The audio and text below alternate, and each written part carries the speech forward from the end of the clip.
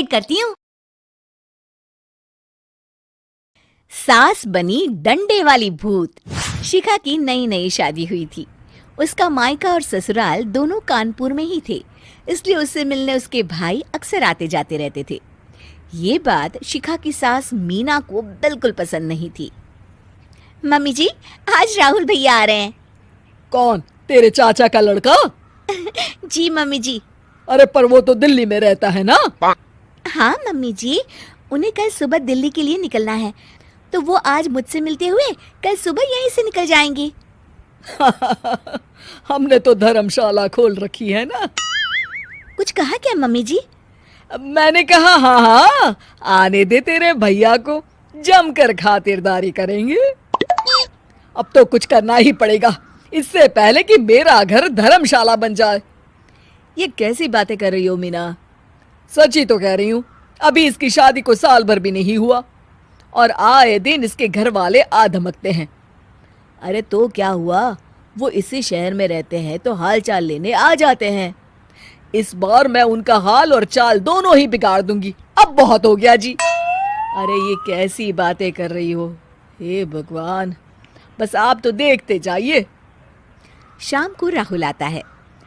नमस्ते आंटी, कैसे हैं आप लोग? हम लोग तो ठीक है, तुम कैसे हो बेटा? मैं भी अच्छा ही हूँ आंटी। बस आज रात के बाद नहीं रहोगे। चलिए भैया, मैं आपको हमारा घर दिखाती हूँ। रात में खाने के टेबल पर शिखा, रोहित कहीं दिखाई नहीं दे रहा। जी भैया, वो ऑफिस के काम से बाहर गए हैं, कल शाम तक आएंगे। अच्छा अच्छा। बेटा, क्या तुम भूत प्रेत में मानते हो? नहीं नहीं आंटी जी, पर अचानक आपको ये ख्याल कहाँ से आ गया? पता नहीं क्यों, कभी कभी मुझे लगता है जैसे रात के समय बैठक में कोई घूमता रहता है। ये आप क्या कह रही हैं मम्मी जी? हाँ, तुम लोग घबरा ना जाओ, इसलिए मैंने आज तक इस बारे में कुछ नहीं कहा। ये आपका वहम होगा आंटी जी, ऐसा कुछ नहीं होता। हो सकता है। चलो अब मेरा सोने का टाइम हो गया है तो चलती हूँ मैं।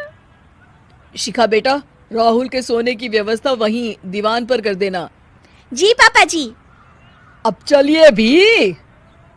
अच्छा, तो बैठक में सोने वाले हैं साहबजादे।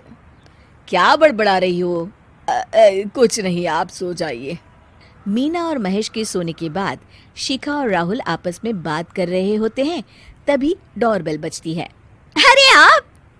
सरप्राइज! काम जल्दी खत्म हो गया तो मैं आज ही चला आया। ये तो बहुत अच्छा किया। देखिए राहुल भैया भी आए हुए हैं, आप दोनों का मिलना भी हो जाएगा। कैसे हो रोहित? मैं तो ठीक हूँ भैया। शिखा, मैं भी आज यहीं सो जाता हूँ, राहुल भैया से बातचीत भी हो जाएगी। अच्छा अच्छा, ठीक है। मीना आधी रात को उठती है, कंबल मुंह से पैर तक ओढ़ के डंडा लेके बैठक में आती है और देखती है दीवान पर चादर ओढ़े कोई लेटा हुआ है। देखो तो कैसे मजे से सो रहा है बहन के ससुराल में। मीना ताबड़तोड़ 4-5 डंडे मार देती है। अरे मर गया, अरे बचाओ बचाओ, कौन है? मीना जल्दी से अपने कमरे में भाग जाती है। हे भगवान, ये मैंने क्या किया? ये रोहित कहाँ से आ गया? लगता है ये नालायक राहुल मेहमानों वाले कमरे में सो गया होगा।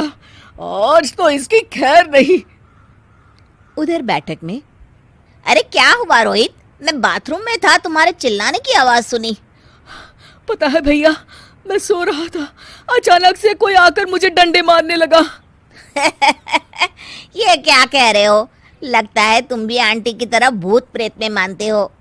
नहीं नहीं भैया, सच में कोई आया था। मैं तो जा रहा हूँ मेहमानों वाले कमरे में सोने के लिए। इस समय अपने रूम में जाऊंगा तो शिखा की नींद खराब हो जाएगी। ठीक है भाई, जाओ तुम, जहाँ तुम्हारा भूत डंडा लेके ना आ सके। थोड़ी देर बाद मीना कंबल ओढ़ के डंडा लेकर मेहमानों वाले कमरे में पहुंच जाती है। वो बिस्तर पर सोए रोहित को फिर डंडों से मारने लगती है। अरे मर गया, अरे मर गया। तू भूत प्रेत में नहीं मानता ना? ये ले, अब डंडे खा। हैं? ये तो माँ की आवाज है। रोहित कंबल खींच देता है बेटा तू। अरे ये क्या कर रही हो माँ? मार मार के मेरा भरता बना दिया आपने। माफ कर दे मेरे लाल, मैंने तो तुझे ही मार मार कर लाल कर दिया। मैं तो उस राहुल के बच्चे को सबक सिखाना चाहती थी। राहुल भैया को? हाँ बेटा, मुझे लगा अगर उसे डंडे मारूंगी तो शिखा के मायके वाले यहाँ आना छोड़ देंगे।